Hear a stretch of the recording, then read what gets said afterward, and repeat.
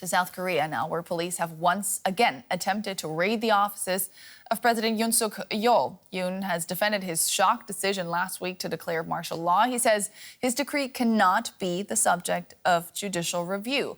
He has vowed to, quote, fight to the end. The president is under criminal investigation for alleged insurrection over the botched martial law declaration on December 3rd. His televised statement came hours before the main liberal opposition Democratic Party submits a new impeachment motion against him. Joining us now from Seoul is journalist Fabian Krejma. Fabian, good to see you. And tell us more about what Yoon said in his address to the nation. It doesn't look like he's going anywhere, does it?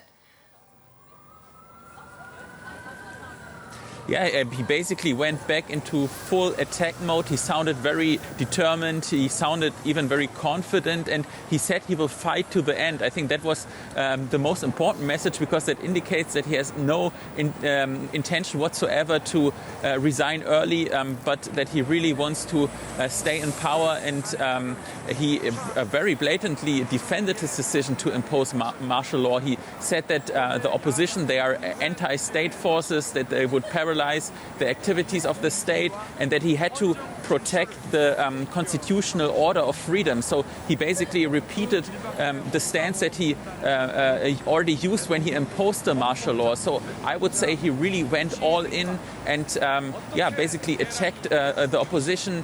He also accused North Korea of hacking the National Election Commission, and there was no apology or anything like that.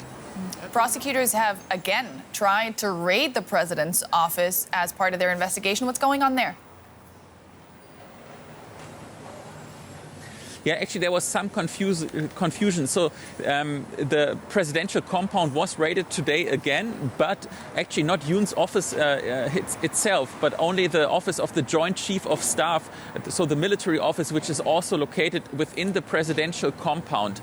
And they actually agreed to cooperate with the raid and with the police. However, yesterday, when the police went to the presidential office itself and tried to enter the building and tried to get the documents, there was very limited cooperation. They could not get into the office, but they were only handed a limited amount of documents. So that was really very disappointing, and also outraged a lot of South Koreans, because they are wondering why the police cannot enforce their raid that was decided before.